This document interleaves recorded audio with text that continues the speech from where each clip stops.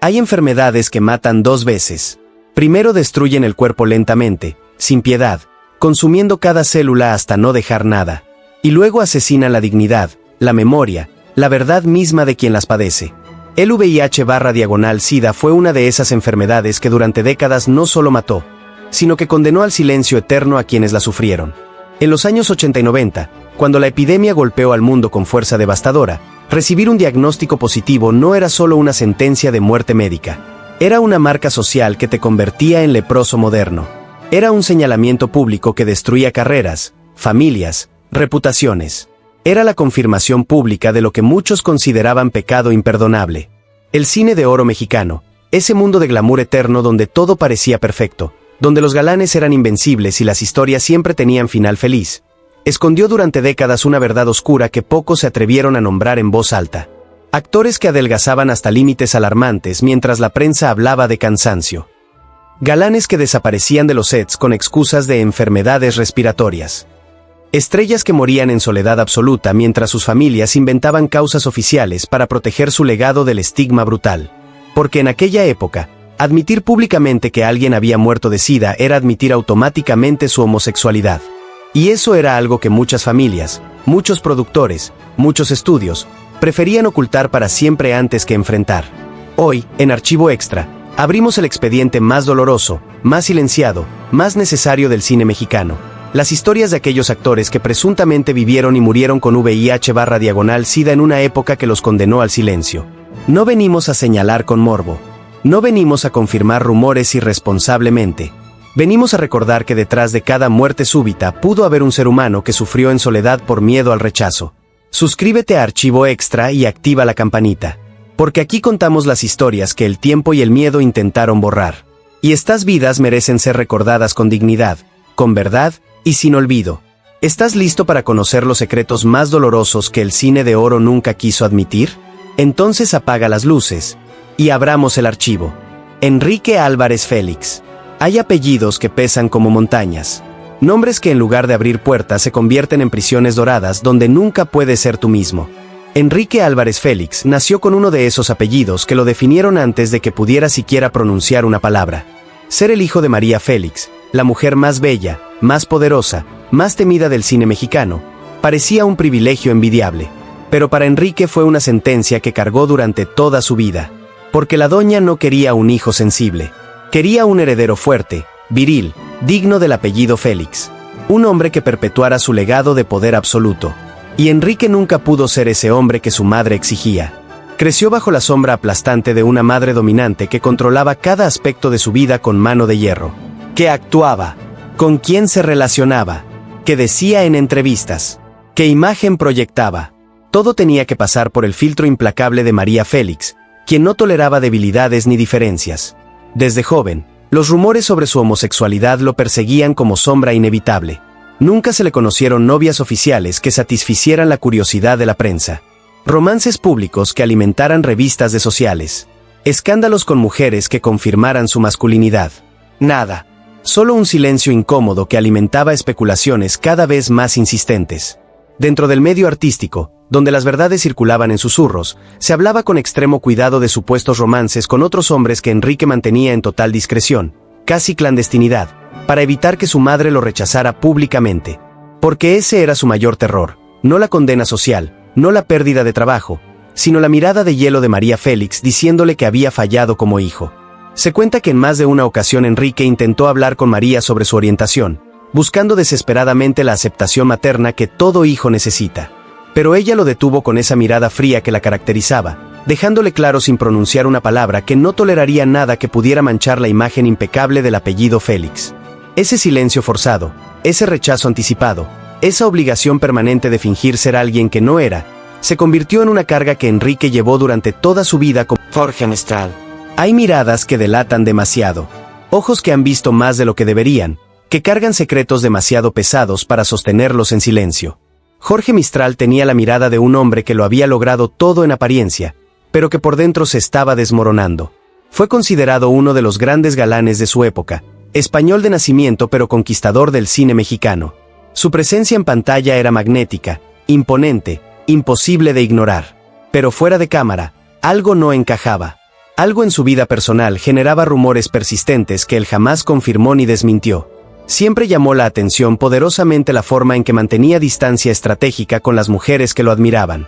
No era tímido, no era modesto, era calculadamente distante, como si cualquier acercamiento genuino pudiera revelar algo que necesitaba mantener oculto a toda costa.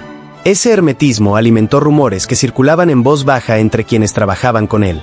Se hablaba de amistades demasiado íntimas con ciertos actores, de encuentros discretos que muchos interpretaban como señales de una vida privada completamente distinta a la que mostraba en pantalla.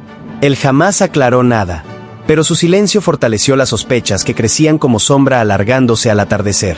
A inicios de los años 70, su salud empezó a deteriorarse de manera alarmante. Se alejó abruptamente de los reflectores sin dar explicaciones convincentes. Perdió una cantidad drástica de peso que no podía atribuirse a ninguna dieta voluntaria. Reapareció en eventos públicos con un semblante tan desgastado, tan transformado, que causó preocupación inmediata entre quienes lo conocían. La versión oficial que circulaba en la prensa hablaba vagamente de una enfermedad crónica no especificada. Pero quienes lo vieron personalmente en esos últimos meses aseguraban que su aspecto físico no coincidía con ese diagnóstico genérico. Había algo más. Algo que nadie se atrevía a nombrar abiertamente. En 1972, de forma completamente inesperada, Jorge Mistral se disparó en el pecho. Las autoridades afirmaron oficialmente que lo hizo porque enfrentaba una enfermedad terminal que lo estaba consumiendo. Agustín Isunza. Hay rostros que son parte del paisaje cinematográfico.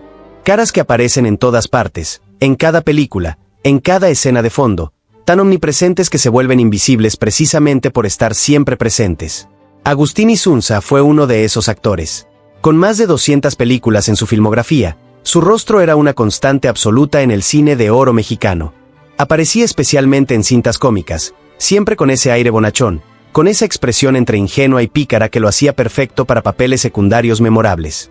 Era el compadre, el vecino chismoso, el amigo leal, el personaje que no era protagonista pero que todos recordaban con cariño.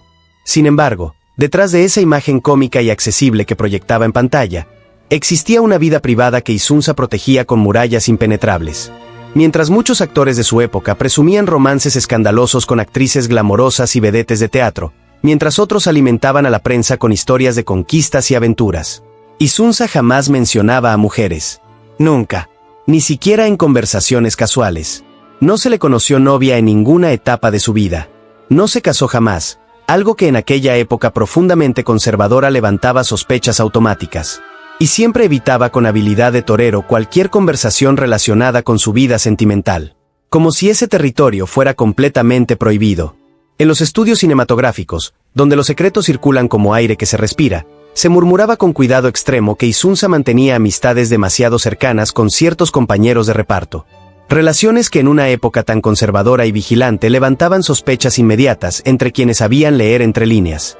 Algunos aseguraban que él prefería vivir su intimidad completamente lejos de miradas ajenas, en espacios privados donde nadie pudiera señalar, juzgar o comentar.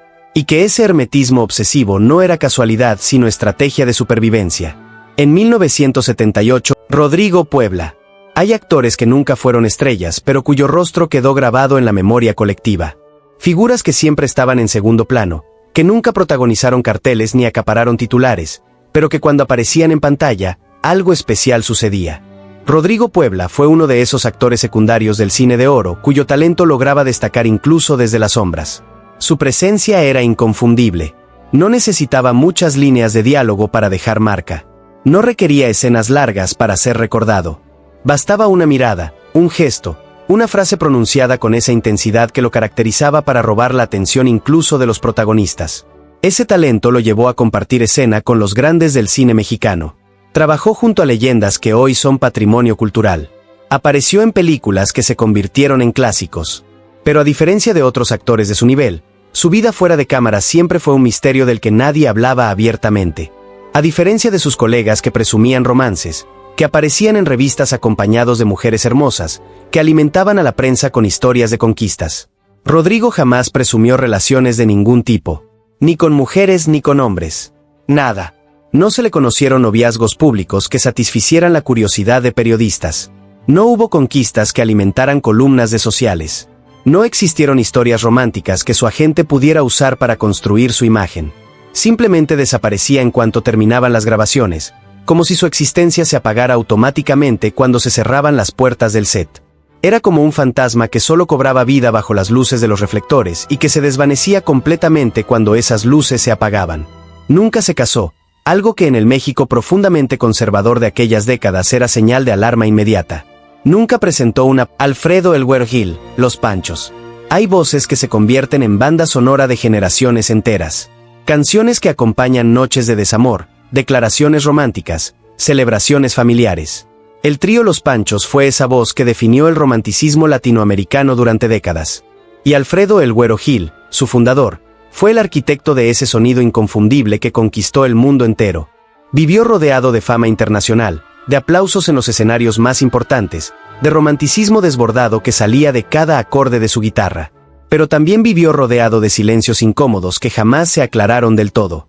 Aunque su música hablaba apasionadamente de amor hacia las mujeres, aunque cada bolero era una declaración de masculinidad romántica, su vida personal parecía contar una historia completamente diferente.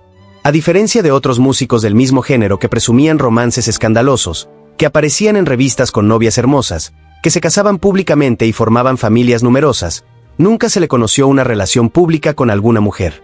Jamás. En ninguna etapa de su larga carrera. Ese hermetismo absoluto alimentó comentarios que circularon silenciosamente por décadas. En la industria musical, donde los secretos son moneda de cambio constante, se hablaba en voz tan baja que parecía silencio, que el güero prefería mantener su vida íntima completamente lejos de los reflectores. No por timidez, por temor. Algunos cantantes y músicos de su círculo más cercano aseguraban años después, cuando el tiempo hizo menos peligroso hablar, que él frecuentaba reuniones discretas donde varios artistas homosexuales socializaban sin riesgo de ser expuestos públicamente. Eran espacios seguros donde podían ser ellos mismos durante unas horas, siempre bajo la condición sagrada de que nadie jamás lo admitiría en público.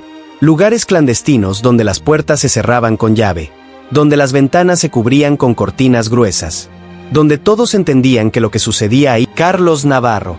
Hay carreras que parecen impecables, precisamente porque nunca se permitió que nadie mirara demasiado de cerca.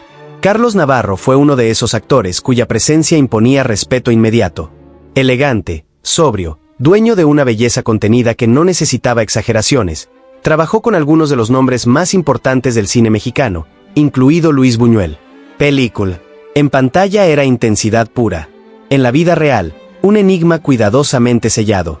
A diferencia de otros galanes de su generación, Carlos Navarro nunca fue vinculado públicamente con mujeres. No hubo matrimonios, no hubo romances escandalosos, no hubo fotografías comprometedoras que alimentaran la prensa.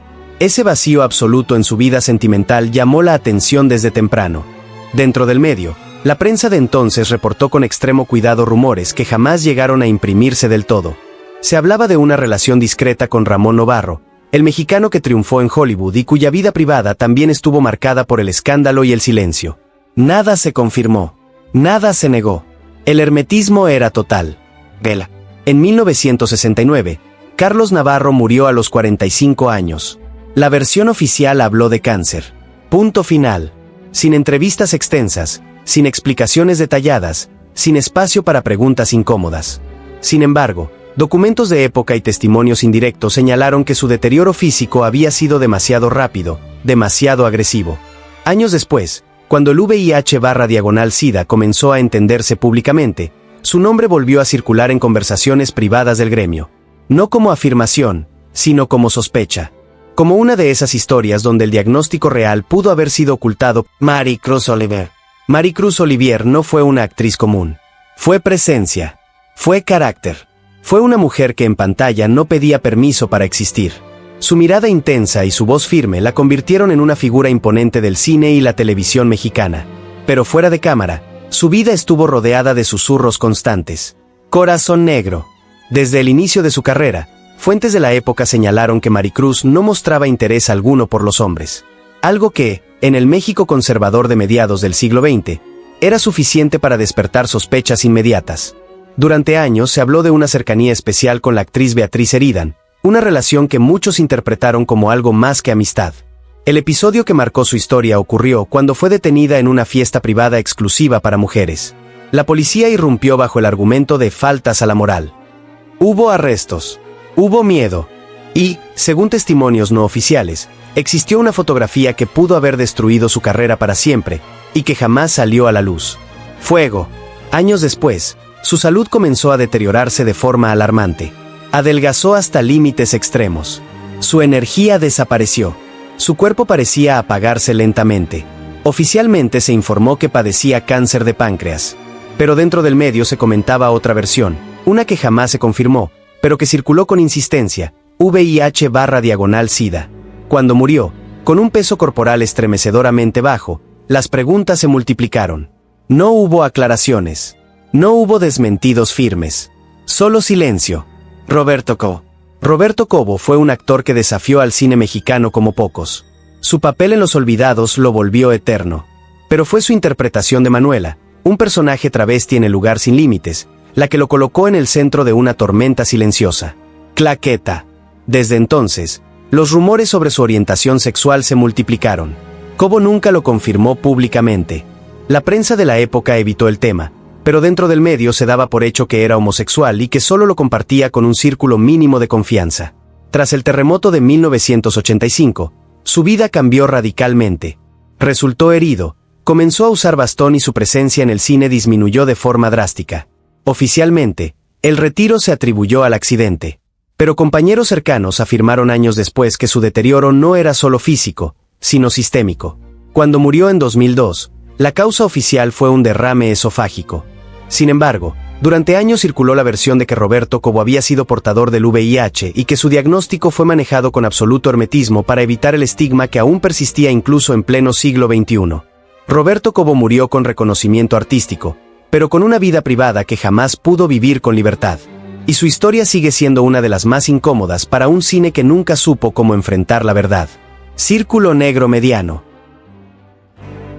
Ramón Novarro. Ramón Novarro fue el primer gran galán mexicano en conquistar Hollywood. Bello, carismático, elevado al estatus de mito por los grandes estudios, fue moldeado cuidadosamente como el héroe romántico heterosexual perfecto. Pero todo era una construcción. Película. Documentos históricos de Hollywood confirman que su vida privada fue controlada de manera obsesiva. Novias falsas, fotografías pactadas, entrevistas editadas. Todo para ocultar lo que en los pasillos se sabía desde hacía años. Ramón Novarro era homosexual. Vivió bajo vigilancia constante, con miedo permanente a ser descubierto. Y cuando su carrera comenzó a declinar, el sistema que lo había creado simplemente lo dejó solo. En 1968 fue brutalmente asesinado en su propia casa. La prensa convirtió el crimen en un circo morboso, explotando su orientación sexual como si fuera parte de la condena. La industria guardó silencio. No hubo homenajes. No hubo defensa. Ramón Novarro no murió de VIH/SIDA, pero su caso demuestra algo igual de devastador: el castigo público por vivir una verdad prohibida. Y su historia es el recordatorio más brutal de que el silencio también mata. Corazón negro. Joaquín Cordero. Hay hombres que el cine convirtió en símbolos intocables. Joaquín Cordero fue uno de ellos. Voz grave, mirada firme, porte de autoridad. Durante décadas encarnó al patriarca, al militar, al hombre recto que representaba la masculinidad incuestionable del cine mexicano. Película. Su imagen pública era impecable. Estuvo casado, formó una familia y jamás permitió que una grieta apareciera frente a las cámaras. Pero en los círculos cerrados del medio, lejos de micrófonos y reflectores, los rumores nunca desaparecieron. Se hablaba en voz baja de una doble vida cuidadosamente administrada. De encuentros discretos, de viajes donde, según decían, podía respirar con mayor libertad, lo que en México resultaba impensable admitir. Nada se publicó, nada se confirmó. Y ese silencio, en su caso, fue parte del blindaje perfecto. Vela. Con el paso de los años, su salud comenzó a deteriorarse de forma visible. Aparecieron problemas respiratorios, episodios neurológicos, hospitalizaciones cada vez más frecuentes. La versión oficial habló siempre de complicaciones propias de la edad. Un desgaste natural. Un final esperado para un hombre que había trabajado toda su vida. Sin embargo, fuentes de época y testimonios no oficiales señalaron que el deterioro fue demasiado abrupto en ciertos periodos. Que hubo diagnósticos manejados con extremo hermetismo. Que el círculo cercano filtraba información con cuidado quirúrgico, evitando cualquier interpretación que pudiera empañar su legado. Cuando murió en 2013, La industria cerró filas. Homenajes solemnes. Discursos respetuosos. Ninguna pregunta incómoda. Ninguna grieta en la narrativa oficial. Pero la duda quedó suspendida en el aire, como tantas otras historias de su generación. ¿Murió Joaquín Cordero únicamente por causas naturales, o también fue prisionero del miedo a una verdad que jamás podía decirse en voz alta? Círculo negro mediano. Porque a veces, incluso los hombres más poderosos del cine, también tuvieron que vivir escondidos. Arturo de Córdoba. Arturo de Córdoba fue, durante décadas, la definición misma del galán elegante. Voz sedosa, mirada penetrante, porte impecable. El cine mexicano lo construyó como el hombre sofisticado, irresistible, dueño de una masculinidad refinada que parecía no tener fisuras. Película. Estuvo casado. Formó una familia. Proyectó siempre una imagen de control absoluto.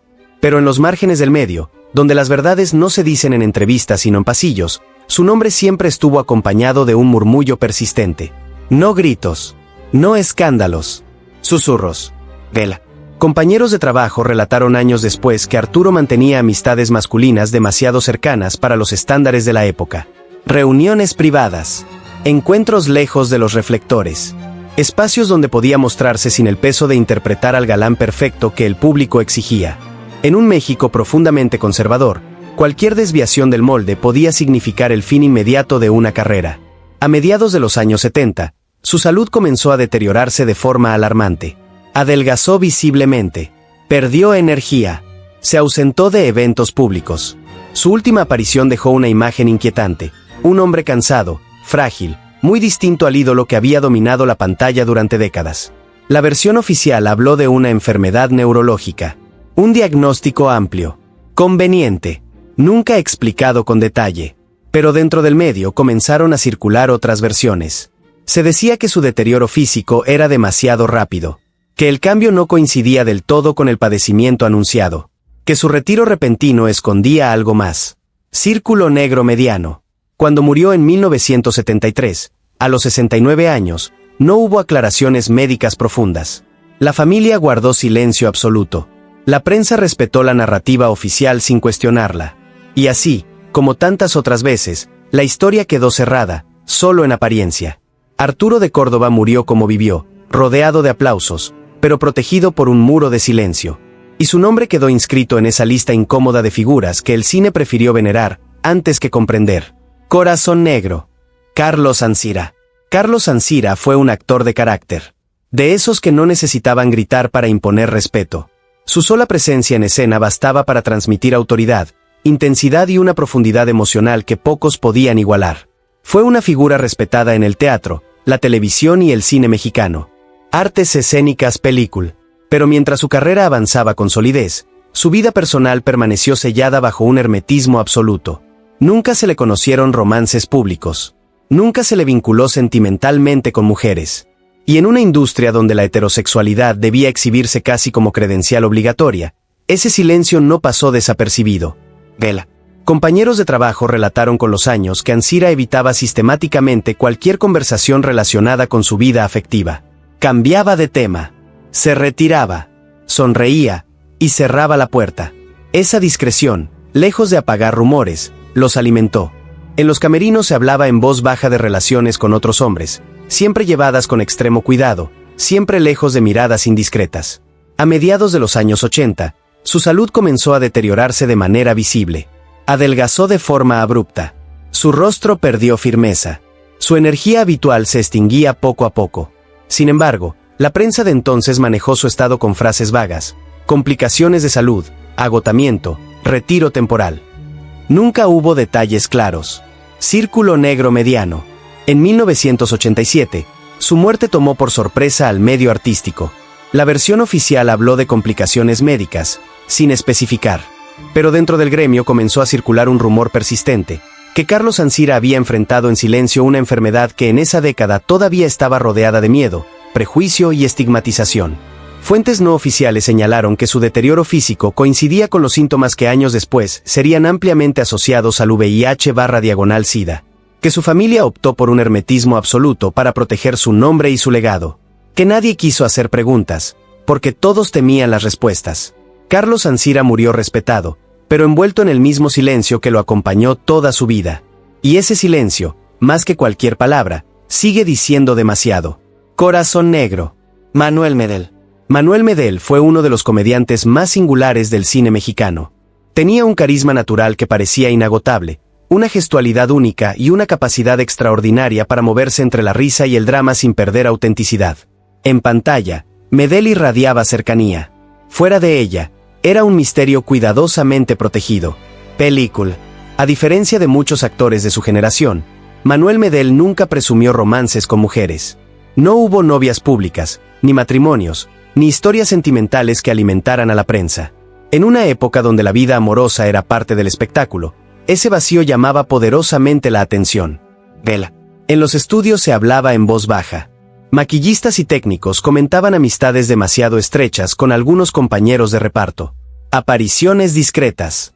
Acompañantes constantes que nunca se presentaban oficialmente. Pero nada se confirmaba, porque confirmar podía destruirlo todo. Con el paso de los años, su apariencia comenzó a cambiar de forma inquietante. Adelgazó de manera notable. Su rostro perdió brillo. La energía que lo caracterizaba empezó a apagarse. Comenzó a rechazar proyectos, a ausentarse de reuniones, a desaparecer lentamente de la vida pública. La versión oficial habló de problemas de salud propios de la edad, sin mayores explicaciones. Círculo negro mediano. Cuando falleció en 1997, la causa informada fueron complicaciones respiratorias. Pero dentro del medio artístico circuló otra versión, una que jamás se publicó en titulares. Se decía que Medel llevaba tiempo enfrentando una enfermedad que comprometía su sistema inmunológico y que su familia decidió manejar todo con absoluto hermetismo para evitar el estigma que todavía rodeaba al VIH/SIDA. No hubo entrevistas. No hubo aclaraciones. No hubo desmentidos. Solo un silencio tan férreo que, para muchos, confirmó que había algo que no debía decirse. Manuel Medel hizo reír a generaciones enteras. Pero su propia historia terminó envuelta en sombras, como si incluso su muerte tuviera que pasar sin hacer ruido. Rodolfo Landa. Rodolfo Landa fue uno de esos actores que el cine respetaba en silencio. Refinado, disciplinado, con una formación teatral sólida y una presencia elegante que imponía seriedad inmediata. Nunca fue un galán estridente ni una figura de escándalos, y quizá por eso mismo su vida personal estuvo rodeada de un hermetismo casi absoluto. Película. A diferencia de muchos de sus contemporáneos, Rodolfo Landa jamás fue vinculado públicamente con mujeres. No aparecía acompañado en eventos sociales, no concedía entrevistas sobre su vida sentimental y evitaba con cuidado cualquier pregunta que se acercara demasiado a ese terreno. En una industria donde la heterosexualidad debía exhibirse como norma, ese silencio se convirtió en sospecha. Vela. En los camerinos se decía, siempre en voz baja, que mantenía amistades masculinas demasiado cercanas. Relaciones afectivas que se cuidaban con un sigilo casi obsesivo. Sus compañeros notaban cómo se retiraba temprano de reuniones, cómo esquivaba celebraciones y cómo construía una barrera invisible entre su trabajo y su intimidad. No era frialdad, era miedo. A finales de los años 80, su salud comenzó a deteriorarse de manera evidente. Adelgazó notablemente, su rostro perdió firmeza y la energía que lo caracterizaba se extinguía poco a poco. Canceló presentaciones, se ausentó del teatro y terminó recluyéndose casi por completo. La versión oficial habló de problemas renales y pulmonares, pero quienes lo veían sabían que algo más estaba ocurriendo.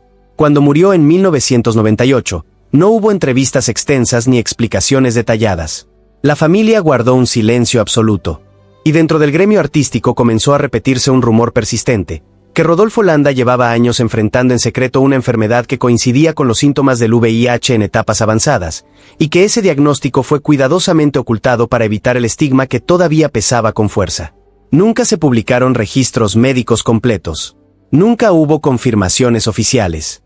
Solo un patrón conocido, deterioro rápido, retiro silencioso, hermetismo total. Rodolfo Landa murió como vivió, lejos del ruido, protegido por el silencio. Y su historia quedó atrapada entre lo que se dijo, y todo lo que jamás se permitió decir.